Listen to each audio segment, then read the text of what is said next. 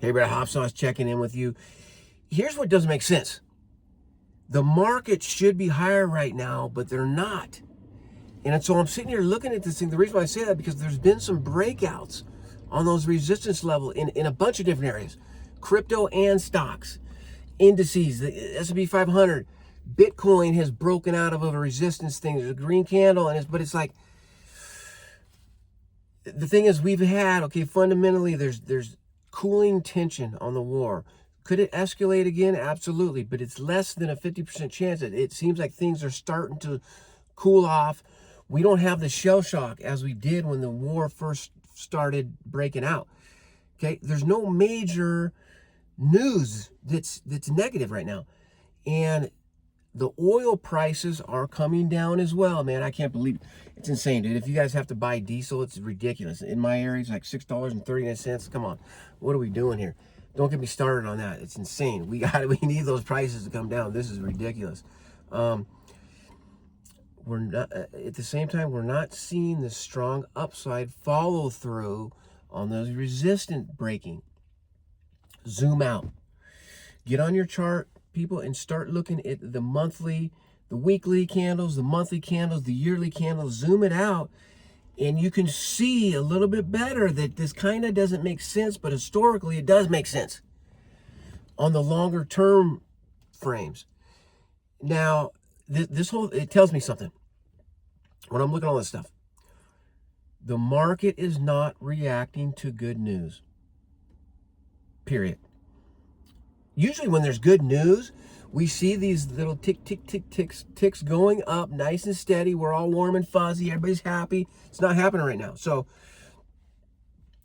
this is an indication that this market, stocks and crypto, have underlying weakness built in right now as we speak. We got to be aware of this. So it fits exactly with what I've been saying pretty consistently about this consolidation discussion.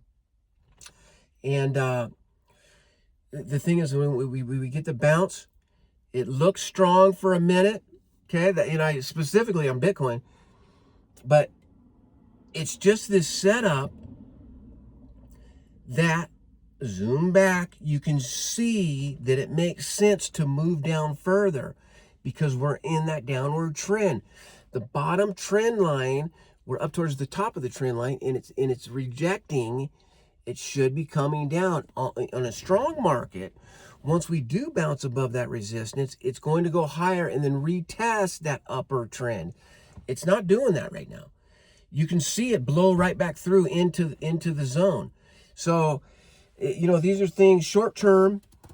I'll say this, people, we could push higher. There's been a couple investors that I follow who have made money on the short term upside, but you got to be very savvy and look, the technical analysis is the biggest part when it comes to that discussion if you're doing that short-term movement stuff. So markets they're not responding to any kind of headlines right now. These moves are based on positioning. There's liquidity issues going on. There's expectations. Although I am starting to see there are a couple bigger players. I won't bore you with individual stuff, but there's been a stock that I've been in, SoFi, for a while. I've made some good money selling covered calls on it, but that thing is down so far right now.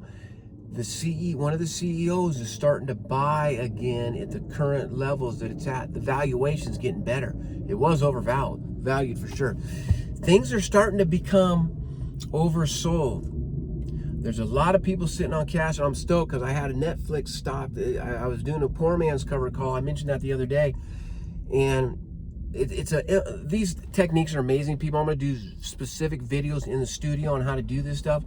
I made 18% in 30 days on this poor man covered call when it's just moving sideways and it's not doing nothing. All the experts that I know, my mentors, are talking about raising cash.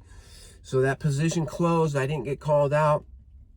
I was able to sell the leap option and make a little bit of a profit, but most importantly, I got some more cash. So I am getting closer to 50% cash across all my portfolios, just to share that with you. That's what I'm doing. This is not financial advice. If you have anything that's green, right now. And I know a lot of, like I said, my mentors are doing this.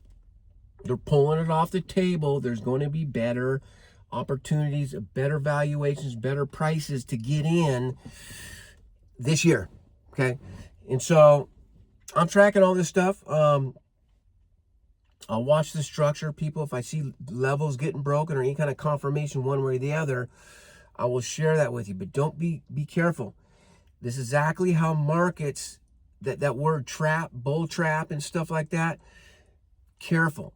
These little breakouts have to come back down and test before you go in with more cash. So just be aware of that whole thing. I'm tracking all this stuff on TradingView. If you're interested, I got that link. Be careful. I was downloading a printer driver the other day, and I almost got scammed. When you download something, you got to be careful.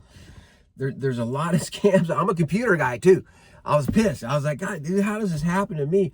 It was fine. I deleted it. It was fine. Everything worked out great. But that link below, that TradingView link, is the official link. You get 15 bucks off, and it's free. All you have to do is set up the account, and you can start seeing the charts and practicing with trend lines and support and resistance. It's a beautiful platform. Trust me, I've looked at tons of different charting programs. This one it's what all the big boys use. So check it out. Hop Sauce signing off. Do something fun out there. Have a good week. Enjoy the spring weather's coming in here. Get your hands in some dirt. Do some gardening. I'm about to do that myself after I take care of my chore right here. But thanks for tuning in, everybody. Thank you for the thumbs up that you've given me and the new subs. I really appreciate that. Hop Sauce signing off. Peace out. Peace out.